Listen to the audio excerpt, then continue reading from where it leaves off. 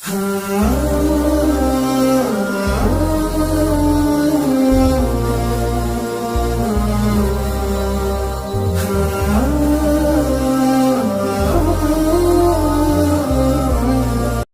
Allah Subhanahu wa ta'ala.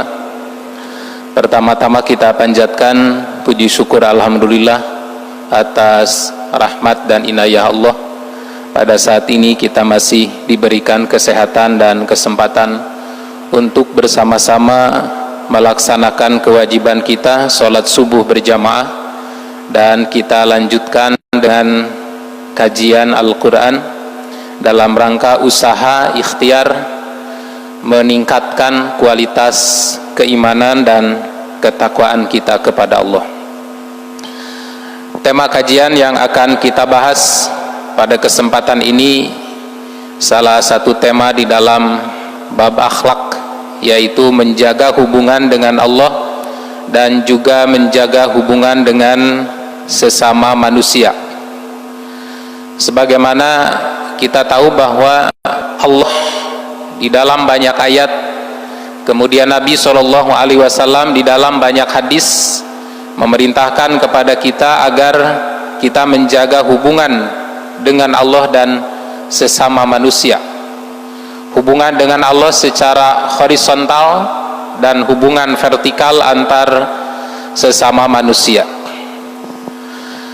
Berangkat dari surat An-Nisa ayat 36. Di surat An-Nisa ayat 36 Allah berfirman, A'udzubillahi minasyaitonirrajim, wa'budullaha wa la tusyriku bihi syai'a wa bil walidaini ihsana wa bizil qurba wal yatama wal masakin wa jarizil qurba wa jaril junub wa sahibi bil jan wa ibnis sabil wa ma malakat aymanukum innallaha la yuhibbu man kana mukhtalan fakhura.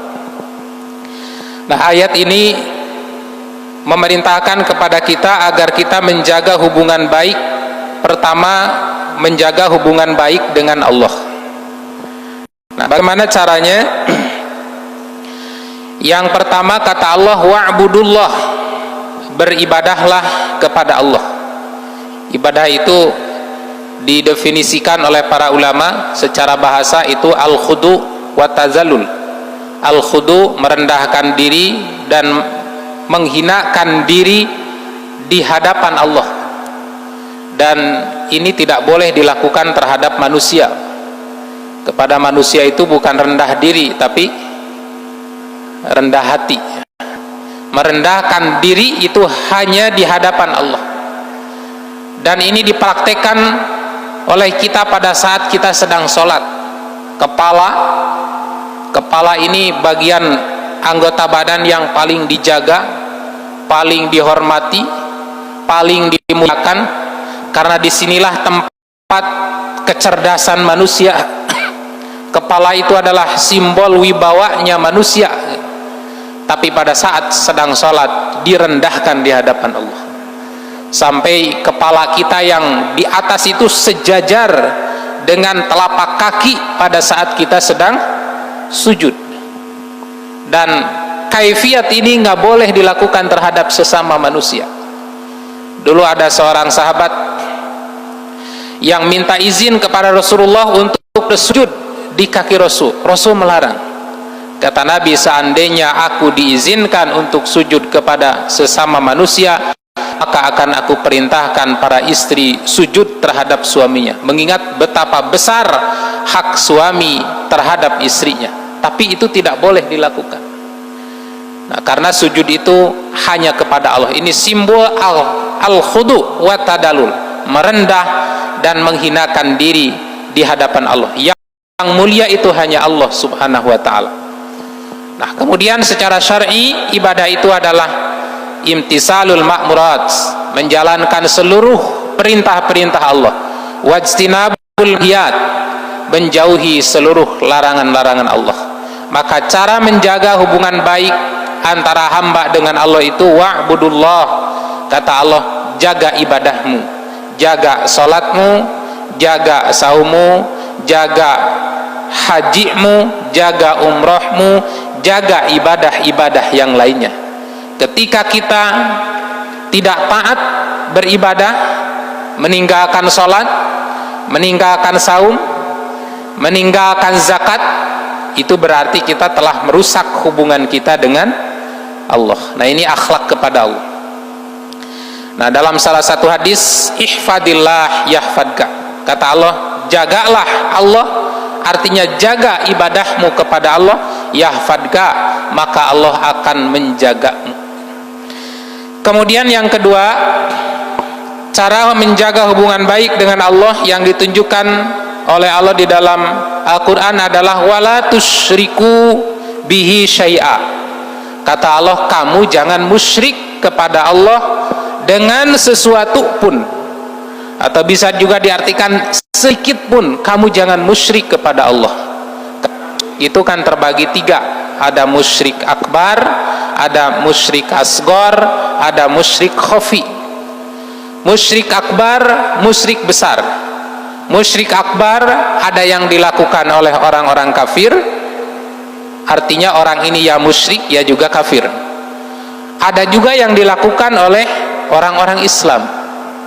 Musyrik yang dilakukan oleh orang-orang kafir apa? Contohnya jelas, orang-orang kafir yang menyembah sesuatu selain Allah, yang mengangkat Yesus Isa sebagai Tuhan, meyakini Uzair sebagai Tuhan, menyembah matahari, menyembah api, menyembah laut, menyembah gunung, menyembah pohon.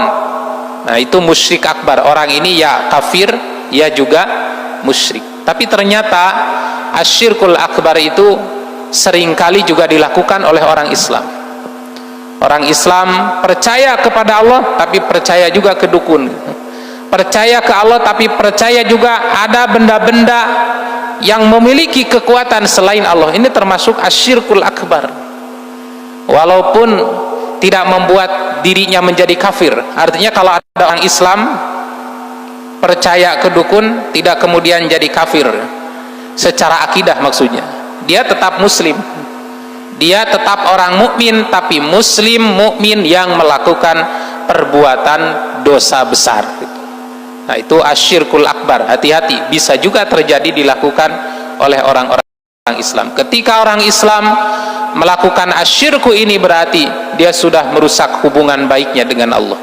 Kemudian yang kedua ada asyirkul asgor. Asyirkul asgor itu digambarkan oleh Nabi ar-riya. Wa ma syirkul asgor, asyirkul asgor ar-riya. Syirik kecil itu riya. Ibadah bermuamalah itu karena siapa, Pak? Karena Allah. Inna salati wa nusuki wa mahyaya wa mamati lillahi rabbil alamin. Salatku, inna salati wa nusuki, ibadah kurbanku, ibadah nusuk. Ada juga yang mengartikan ibadah haji. Wa mahyaya wa mamati, hidup dan matiku, kita bermuamalah, kita membantu orang lain, itu lillahi rabbil alamin. Tapi sewaktu-waktu banyak orang yang beribadah itu bukan lillah, tapi ingin dipuji manusia, ingin disanjung makhluk. Nah, ketika kita punya pemikiran, keinginan seperti itu, maka itu sudah terjerumus terhadap asyirku. Hanya syirkunya bukan asyirkul akbar, tapi asyirkul asgor, syirik kecil. Tetapi syirik kecil ini bahaya juga, bisa menghancurkan amal kita. Kemudian yang ketiga ada asyirkul khafi, syirik yang tersembunyi.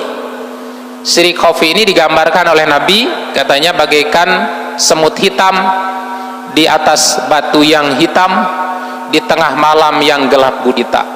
Ditambah lagi dilihat pakai kacamata hitam lagi, semakin tidak terlihat. Contohnya, bapak-bapak jadi ketua panitia pembangunan masjid Jahadah. Wah, begitu selesai, sukses nih pembangunannya. Wah, bagaimana Pak ini bisa sukses pembangunannya? Kata bapak, wah, kalau nggak ada saya nggak akan beres di masjid. Nah, itu ada syiriknya, Pak. Itu hati-hati. Padahal tidak ada yang dapat mensukseskan perjuangan kita, mensukseskan perjuangan pekerjaan kita, kecuali Allah Subhanahu wa ta'ala. Bukan karena kehebatan kita, tetapi karena pertolongan dari Allah. Nah, ini hati-hati, kalimat-kalimat musyrik khafi itu banyak berseliweran dan mungkin sering kali kita ucapkan tanpa sadar. Nah, maka la tusyriku bihi syai'a, sedikit pun dengan sesuatu apapun kamu jangan musyrik.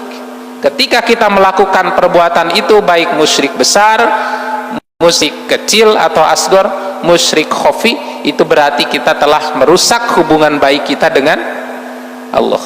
Nah, terutama musyrik besar ini.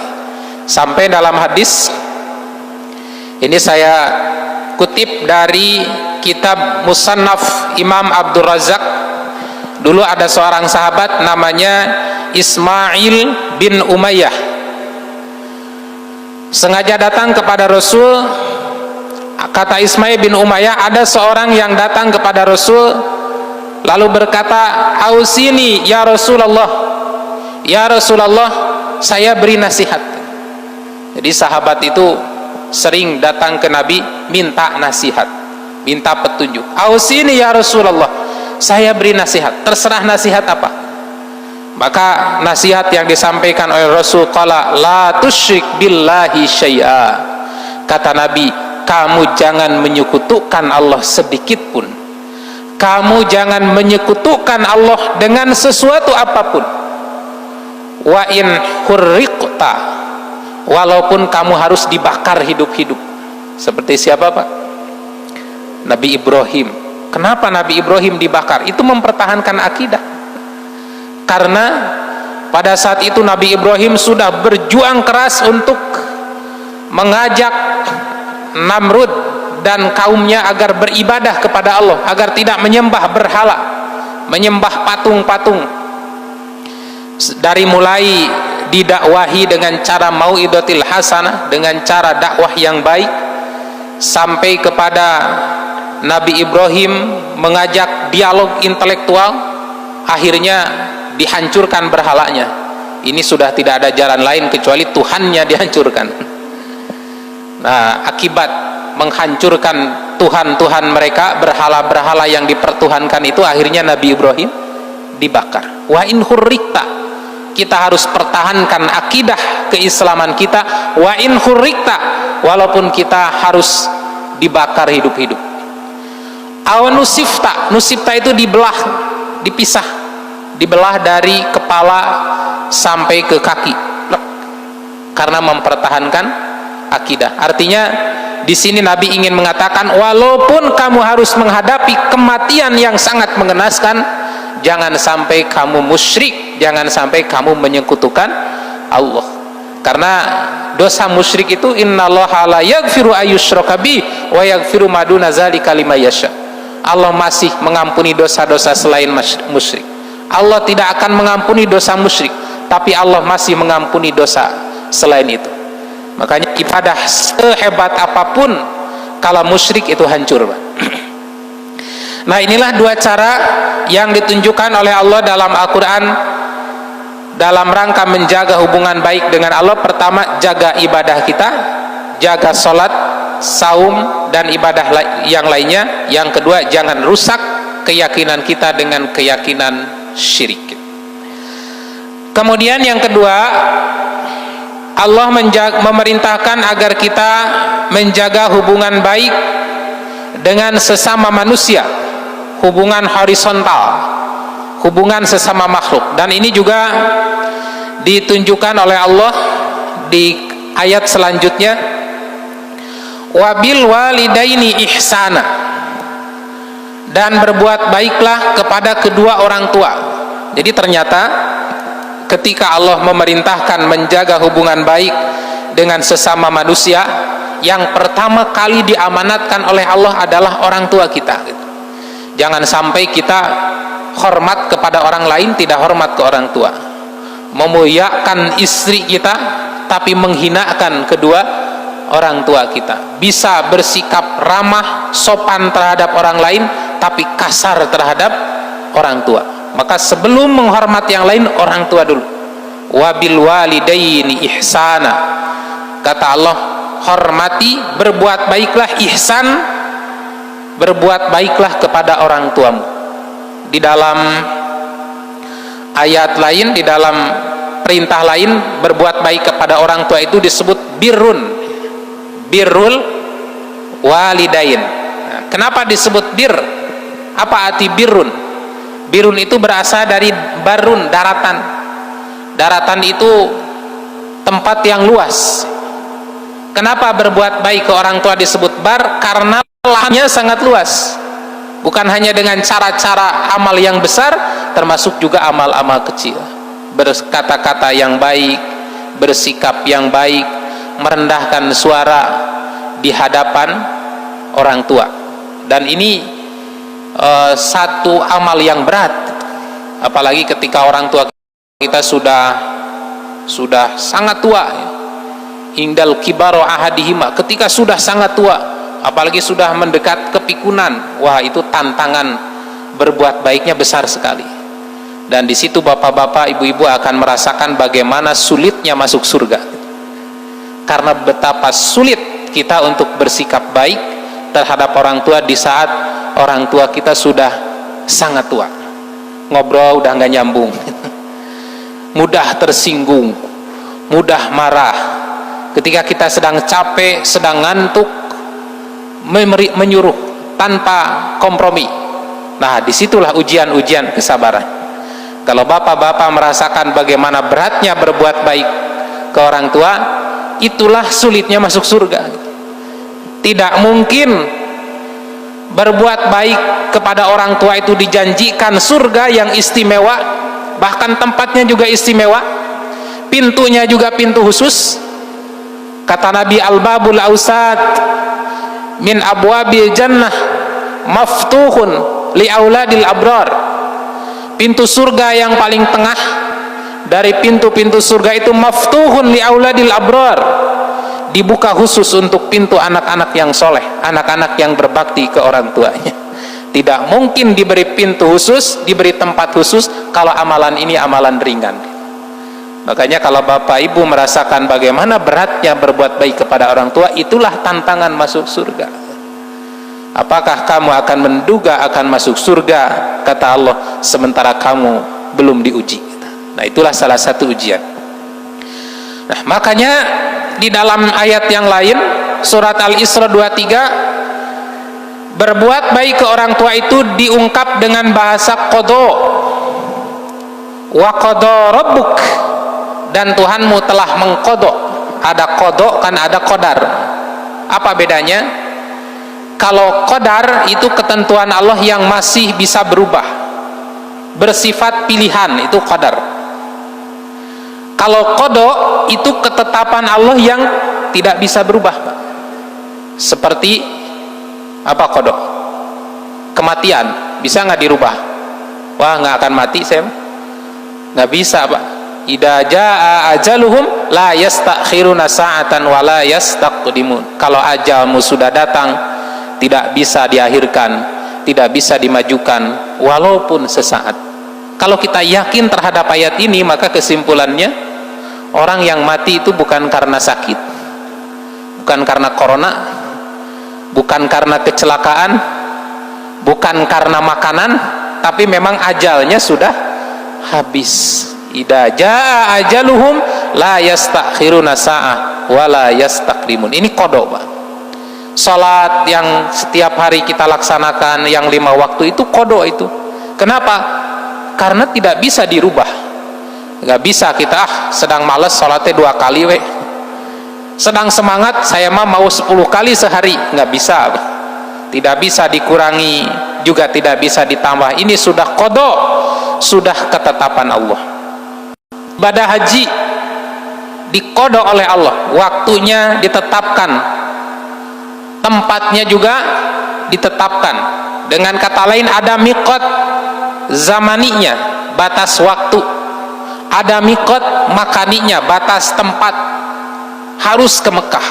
Wah, sekarang sedang pandemi, saya ibadah haji saja bikin Ka'bah di Tegal nggak bisa, Pak. Kayak orang Syiah di Karbala gitu. Kenapa? Karena ibadah itu adalah qada, keputusan Allah yang tidak dapat dirubah. Nah, ternyata ini digunakan untuk perintah berbuat baik ke orang tua. Nah, coba perhatikan ayat. Wa qada rabbuka, dan Tuhanmu telah mengqada, telah memerintahkan, telah menetapkan Allah ta'budu illa iya, agar kamu tidak beribadah, tidak menyembah kecuali hanya kepada Allah. Yang kedua setelah itu, wabil walidaini ihsana, dan hendaklah berbuat ihsan, berbuat baik kepada kedua orang tuamu. Imma yablughanna indakal kibara ahaduhuma au kilahuma, dan apabila kedua orang tuamu sudah mencapai usia yang sangat tua, fala taqul lahuma uff, maka kamu jangan berkata uff, jangan berkata ah. Jadi berkata ah saja dengan ah, maksudnya ah marah gitu ya, bukan ah komunikasi gitu. Karena ada ah komunikasi ya biasa aja. Ah marah nih, mengatakan uf ah dengan tujuan membangkang, itu tidak boleh, apalagi lebih kasar dari itu. Wala tanharhuma, dan juga jangan membentak orang tua, itu perbuatan dosa besar. Makanya diperjuangkan, diusahakan semarah apapun tahan. Wa qul lahuma qaulan karima, dan ucapkanlah kata-kata yang mulia. Ini perintah Allah, dan ini boleh jadi pada satu saat akan berat dilakukan ketika orang tua kita sudah mulai uzur, sudah mulai terserang penyakit fikun, kata bahasa Sunda letter B. Letter B itu apa Pak? Belik, boson, terus apa lagi? Letter B, beser, itu penyakit orang tua. Nah, oleh karena itu, karena berbuat baik ke orang tua ini amanat Quran, maka ketika orang meninggalkan ibadah ini, meninggalkan amanah ini, maka termasuk perbuatan dosa besar yang diancam oleh Nabi, siksaannya akan disegerakan. Ada dua dosa yang akan disegerakan siksaannya. Pertama, al-baghyu, perbuatan zina, cepat atau lambat akibat zina itu disegerakan oleh Allah siksaannya. Kemudian yang kedua, al-uququl walidain, menyakiti kedua orang tua. Nah, ini amanat pertama dari Allah. Kepada siapa kita harus terlebih dahulu berbuat baik? Ternyata yang diutamakan adalah orang tua. Hanya pertanyaannya, bagaimana kalau orang tua kita sudah wafat? Apakah kita masih bisa berbuat baik ke orang tua yang sudah wafat? Ini pernah ditanyakan oleh seorang sahabat dari kampung Bani Salimah. Ja'a rajulun min Bani Salimah, ada seorang yang datang dari Bani Salimah. Faqala, lalu bertanya, ya Rasulullah, hal baqiya min biri abawaya syai'un abirruhuma bihi ba'da mautihima. Apakah masih tersisa kesempatan berbuat baik kepada kedua orang tua saya ba'da mautihima, setelah keduanya meninggal dunia? Qala, kata Nabi, naam, iya masih ada. Berbuat baik ke orang tua itu bukan hanya kepada kedua orang tua yang masih hidup, tapi juga kepada kedua orang tua yang sudah wafat. Bagaimana caranya ya Rasulullah? Lalu Nabi menjelaskan, pertama, as-salatu alaihima, doakan kedua orang tuamu. Yang kedua, wal istighfaru lahuma, mintakan ampun dosa-dosa kedua orang tuamu.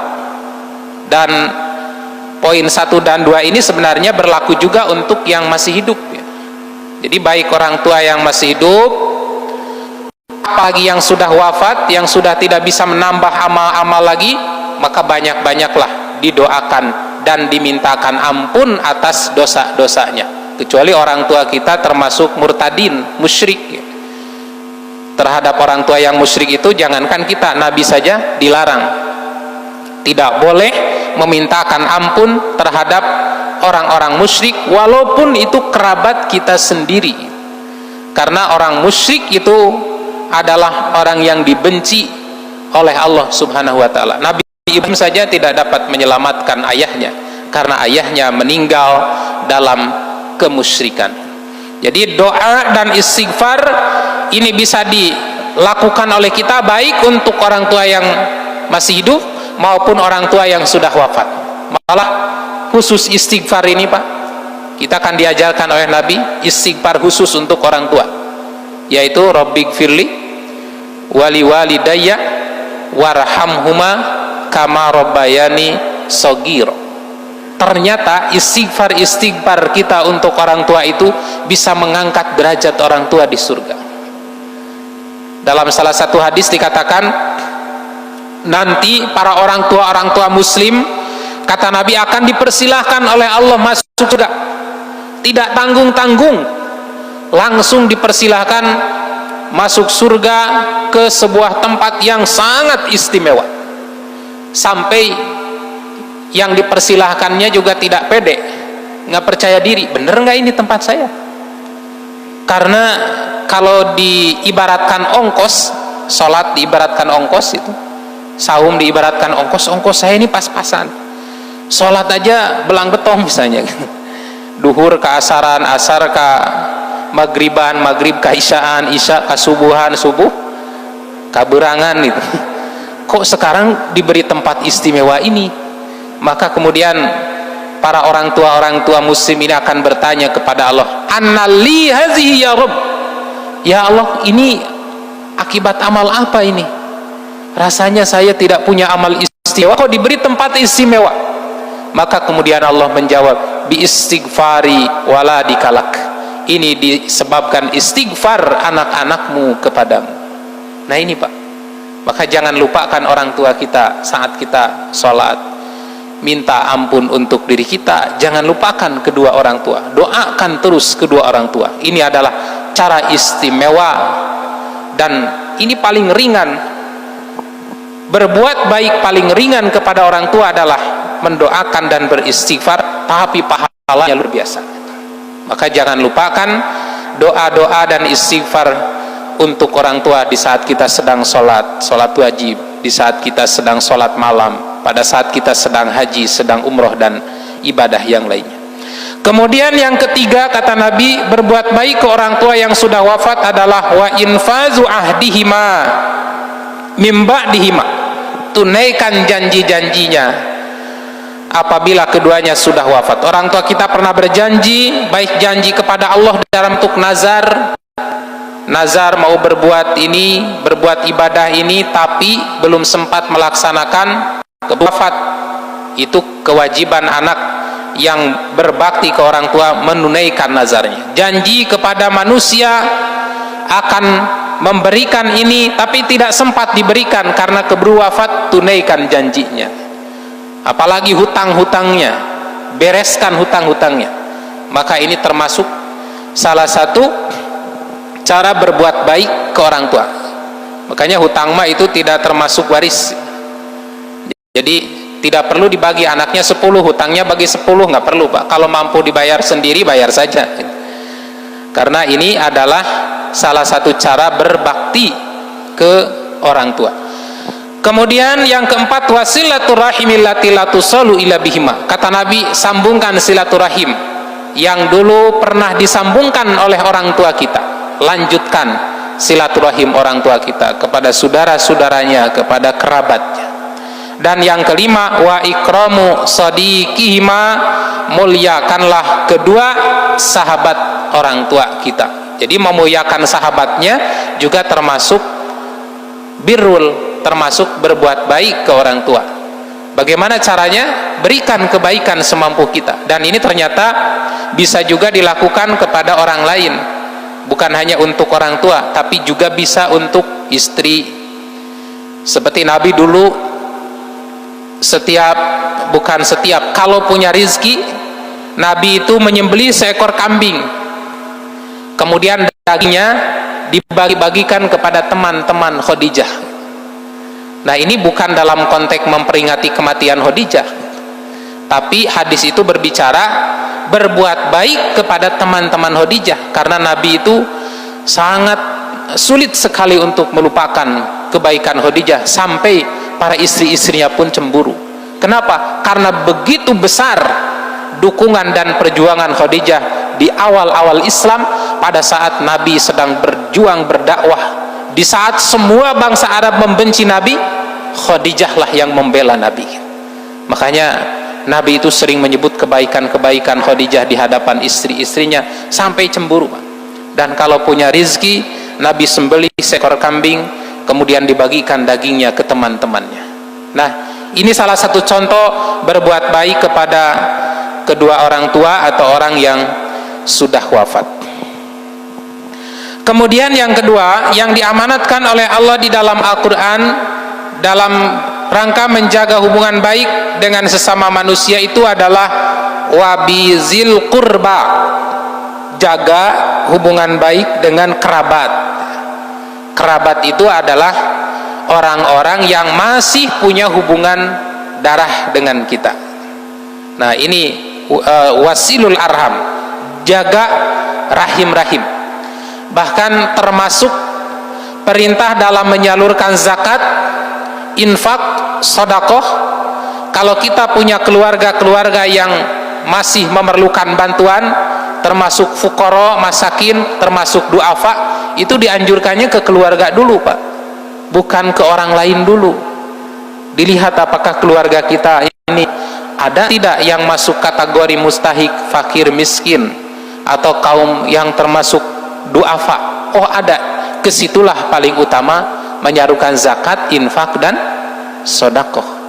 Ini dalam rangka meluruskan tradisi kaum jahiliyah, karena orang-orang jahiliyah itu dulu punya keyakinan, punya pemikiran, belum dikatakan dermawan kalau belum berbuat baik kepada orang lain yang gak ada hubungan darah. Jadi kalau bersedekah ke saudara itu tidak dipandang sebagai orang yang hebat, dipandang sebagai orang dermawan. Tapi kalau sedekah ke orang lain yang gak ada hubungan darah, maka itulah amal yang istimewa katanya. Nah, ini diluruskan oleh Islam. Justru yang paling pertama dan utama harus disantuni itu adalah keluarga. Nah, mana dalilnya? Ini terdapat dalam hadis riwayat Imam Ahmad, Imam An-Nasai, Imam At-Tirmidzi dari sahabat Salman bin Amir Al-Adabbi. Anna Nabiyya sallallahu alaihi wasallam qala, bahwa Nabi sallallahu alaihi wasallam bersabda, as-shadaqatu 'alal miskin sedekah. Kalau kita bersedekah kepada orang miskin, maksudnya orang miskin yang tidak ada hubungan darah dengan kita, tidak ada hubungan kekerabatan dengan kita, pahalanya satu, yaitu sebagai sedekah. Wa innaha 'ala zirahimin, dan jika sedekah itu disalurkan, diberikan ala zirahimi, kepada orang miskin yang masih memiliki hubungan darah, isnani, maka pahalanya dua. Apa pahalanya? Sedekatun, satu pahala sedekah, wasilatun, yang kedua pahala silaturahim, menjaga hubungan kekerabatan. Makanya in kana lakum aqribu fuqara fahum ahaqqu bizakatik. Kata Nabi, kalau kamu punya kerabat-kerabat yang masih fakir, kerabat-kerabat yang masih miskin, fahum ahaqqu bizakatik, maka mereka itulah yang lebih berhak untuk menerima zakatmu. Nah, ini barangkali yang sering diabaikan oleh sebagian orang. Kemudian yang kedua, amanat Al-Quran menjaga hubungan baik dengan sesama manusia adalah wal yatama, anak-anak yatim. Yatim itu didefinisikan, kalau yatim katanya yang ditinggal ayah, yang ditinggal ibu disebut piatu, ditinggal ayah ibu disebut yatim piatu. Kalau dalam definisi-definisi syar'i nggak ada, Pak. Ditinggal ayah yatim, ditinggal ibu juga yatim. Artinya orang itu menyendiri dan perlu mendapatkan perhatian, belas kasihan, bantuan. Namun yatim ini juga tidak selamanya yatim. Bapak-bapak di sini udah yatim. Oh, saya masih yatim nih, masih berhak menerima sodako. Nah, yatim itu ditinggal orang tuanya, baik ditinggal ayah maupun ditinggal ibu di saat belum dewasa, di saat belum akil balik. Itu definisi yatim. Jadi kalau ada orang yang sudah akil balik tapi masih disebut yatim, wah itu mah mungkin hanya penghormatan saja gitu. Makanya di dalam kitab-kitab tafsir ini dibahas ketika kita diperintahkan untuk menjaga harta anak yatim. Ada anak yatim ditinggal wafat oleh orang tuanya, oleh ayahnya, meninggalkan banyak harta, dijaga hartanya oleh kita. Nah, ini dibahas sampai kapan harta anak yatim itu dijaga, dikelola oleh kita. Sampai, ada ulama tafsir menyebut sampai umur 20 tahun. Jadi kalau umur 20 tahun masih belum dewasa, paksa dia dewasa. Sebab batasan yatim itu sampai dia dewasa, sampai akil balik, tidak kemudian setelah 40 tahun masih yatim. Dan yatim ini menariknya memang tidak dimasukkan ke dalam mustahik zakat. Kenapa? Karena boleh jadi ada anak yatim kaya raya, dia ditinggal wafat oleh orang tuanya, tapi orang tuanya meninggalkan supermarket misalnya gitu. Nah, itu tidak berhak untuk menerima zakat. Yang diperintahkan oleh Allah, jaga hartanya, urus dia dengan hartanya. Bahkan kalau kita termasuk orang yang membutuhkan, boleh ikut makan dari harta anak yatim itu sekedar untuk makan, sekedar untuk kebutuhan makan. Anak yatim meninggalkan sawah, kita urus sawahnya, tanam padi, sekedar ikut makan, silahkan. Yang dilarang, wala taqulu amwalal yatim, jangan kamu makan harta anak yatim. Itu makan dalam arti mengambil semau-maunya, haji mumpung gitu. Seperti orang-orang jahiliyah dulu, kalau ada anak yatim kaya raya senang dia, maka diuruslah anak yatim itu, termasuk hartanya juga dikuasai. Sampai kalau perempuan tidak diizinkan menikah karena ingin tetap menguasai hartanya, itulah yang dilarang. Tapi kalau sekedar makan, karena kita juga ikut kerja, butuh tenaga, butuh transportasi, nah itu tidak masalah, termasuk yang dibolehkan. Dan mengurus anak yatim ini adalah amal yang istimewa, sampai Nabi SAW menyebutkan dalam hadis riwayat Imam Ibnu Majah dari sahabat Abu Hurairah, kata Nabi, khairu baitin fil muslimin baitun fihi yatimun, sebaik-baik rumah kaum muslimin adalah rumah yang di dalamnya ada anak yatim. Tapi dengan catatan yuhsanu ilaih, anak itu diperlakukan dengan perlakuan yang baik. Wa syarru baitin fil muslimin, dan seburuk-buruk rumah kaum muslimin adalah baitun fihi yatim, rumah yang di situ ada anak yatim tapi yusau ilaih, diperlakukan dengan perlakuan yang buruk. Nah, dengan kata lain, sunnahnya, syariahnya ngurus anak yatim itu bukan di panti kan, tapi di rumah kita. Makanya menurut pandangan sebagian ulama bahwa adanya panti yatim, rumah yatim itu bidah kan. Itu tidak ada contohnya dari Nabi. Perintahnya juga diurus di rumah kita.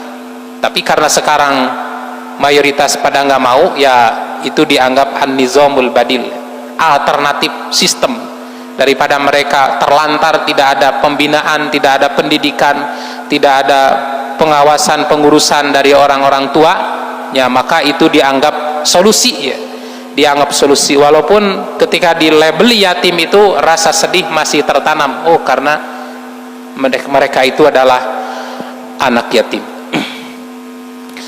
Nah, ini yang ketiga. Saya kira 3 saja cukup karena waktunya sudah habis. Kalau ada hal-hal yang mau disampaikan, dipersilakan.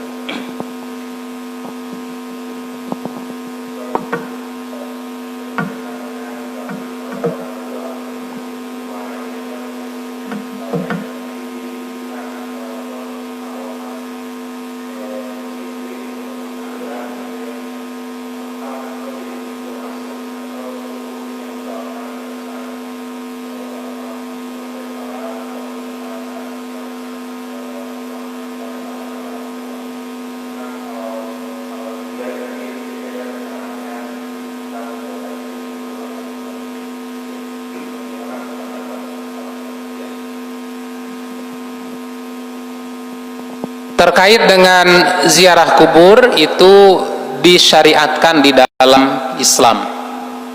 Di awal-awal Islam, pasti semua udah pada baca hadisnya. Di awal-awal Islam, ziarah kubur ini pernah dilarang karena saat itu baru perpindahan keyakinan dari keyakinan jahiliyah ke tauhid. Orang-orang jahiliyah kalau ziarah kubur itu bukan mendoakan tapi minta doa. Orang yang mau usaha minta doa, mudah-mudahan usahanya lancar, ke ahli kubur. Yang mau nikah, yang ingin punya jodoh, minta dimudahkan jodoh, ke ahli kubur. Nah, maka Nabi melarang karena sangat berpotensi melalui ziarah kubur itu melakukan perbuatan musyrik. Kemudian setelah iman para sahabat kuat, setelah hijrah ke Madinah, kata Nabi, kuntu nahaitukum an ziyaratil kubur, dulu aku pernah melarang kalian berziarah kubur, maka sekarang fazuruha, silahkan. Nah, kenapa Nabi memerintahkan itu? Karena dalam praktik aktivitas ziarah kubur itu lituzakirul akhirah, tujuannya supaya kamu lebih banyak ingat akhirat. Kita datang ke kuburan, ini yang dikubur ini umurnya berapa tahun ya? Ada nggak yang 200 tahun di Rancacili? Nggak ada. Rata-rata di bawah 100. Malah ada yang 40, ada yang 20. Nah, maka dengan melihat langsung realitas orang-orang yang meninggal usianya itu, mudah-mudahan kita ini selalu ingat bahwa satu saat kita akan meninggal dunia. Itulah yang diharapkan ziarah kubur. Kemudian yang kedua, tujuan ziarah kubur itu adalah mendoakan mayit. Jadi memang ada syariat, ada contoh dari Nabi, walaupun contoh ini tidak sering dilakukan oleh Nabi, tapi Nabi pernah memberikan contoh mendoakan langsung di atas kuburan. Pernah satu malam datang ke kuburan Baqi'il Gharqad, Nabi mendoakan seluruh para ahlul Baqi. Nabi pernah lewat ke dua kuburan yang disiksa di situ, Nabi mendoakan agar diringankan siksaannya. Jadi saat kita berziarah disyariatkan mendoakan, karena doa-doa itu yanfa'u, doa-doa itu bermanfaat untuk mereka. Nah, perintah ini perintah umum, bukan hanya ke orang tua, tapi ke seluruh ahli kubur, kaum muslimin dan muslimat. Kemudian bagaimana dengan praktek nadran? Nadran yang prakteknya itu ziarah kubur sebelum saum dan ziarah kubur setelah saum. Dan itu ternyata kalau kita lihat asal usulnya itu ada keyakinan khurafat, ada keyakinan takhayul menetapkan ziarah kubur sebelum saum dan setelah saum itu. Karena ada satu keyakinan katanya di bulan Ramadan itu arwah itu pulang kampung. Jadi bukan sawah pulang kampungnya Ramadan. Jadi bulan Ramadan itu ikut bareng saum dengan kita, makan sahur dengan kita, buka bersama dengan kita. Maka diyakini oleh sebagian orang ziarah sebelum Ramadan itu ngajemput arwah gitu. Kemudian kenapa setelah Ramadan pas bubar Idul Fitri datang juga? Saya lihat kemarin juga ramai itu di kuburan, sampai tukang parkir itu susah sekali mengarahkan kendaraan. Dan ini menjadi lahan bisnis juga oleh para penjaga yang jualan air, jualan bunga gitu. Air-air itu Pak, air-air di aqua, air-air dari keran itu dijualan, karena mereka berkeyakinan kalau ziarah itu harus nyiram air. Kenapa nyiram air? Ngarah tiisen, padahal harusnya dengan cendol. Jadi di samping dingin amis itu. Nah, itu keyakinan tahayul juga, itu nggak ada ziarah kubur harus nyiram bunga, harus tabur bunga kemudian siram air. Ini tradisi-tradisi rembesan dari luar Islam. Nah, maka ziarah kubur selepas Idul Fitri itu nganterkan gitu. Jadi datang dijemput, pulang diantar, bukan datang tidak dijemput, pulang tidak diantar. Itu mah jalangkung. Nah, jadi kita mempraktekkan ritual itu tidak boleh, karena itu ada keyakinan takhayulnya. Ziarah kapan saja Pak, silahkan ziarah kubur kapan saja, dan doa itu akan sampai kepada siapapun ahli kubur itu dimanapun kita berada. Seperti Nabi dulu pernah mengingatkan, jangan kamu memberat-beratkan untuk datang ke kuburanku, karena tidak semua orang bisa datang ke kuburan Nabi kan, karena doamu itu akan sampai dimanapun kamu berdoa, karena kita doa itu kepada Allah, dan Allah itu maha dekat. Allah itu aqrabu ilaihi min hablil warid, lebih dekat kepadamu daripada urat nadimu, daripada urat lehermu. Jadi bapak-bapak yang tidak sempat ziarah ke Masjid Nabawi, ziarah ke Madinah, bisa mendoakan Nabi dari Masjid Al-Mujahadah, dan insya Allah sampai. Demikian juga bapak-bapak yang tidak sempat berziarah kubur ke kedua orang tua karena orang tuanya di Jawa misalnya, nggak boleh mudik. Nah, doa-doa kita sampai dari sini gitu. Jadi berbaktinya itu bukan dari ziarahnya tapi doanya itu, dan doa itu sampai baik langsung ke kubur ataupun dari rumah, dari masjid kita masing-masing. Dan ternyata praktek-praktek yang seperti menetapkan ziarah khusus sebelum Ramadan dan setelah Ramadan itu ada keyakinan takhayulnya. Kita harus menghindari hal itu, bukan tidak boleh ziarah kuburnya gitu. Begitu.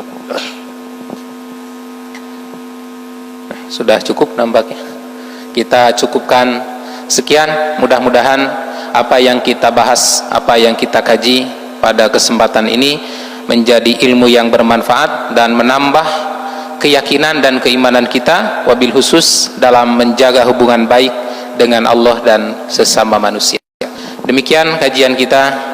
Rabbana atina fid dunya hasanah wa fil akhirati hasanah wa qina azabannar. Aqulu qouli hadza wa astaghfirullah li wa lakum. Wassalamu alaikum warahmatullahi wabarakatuh.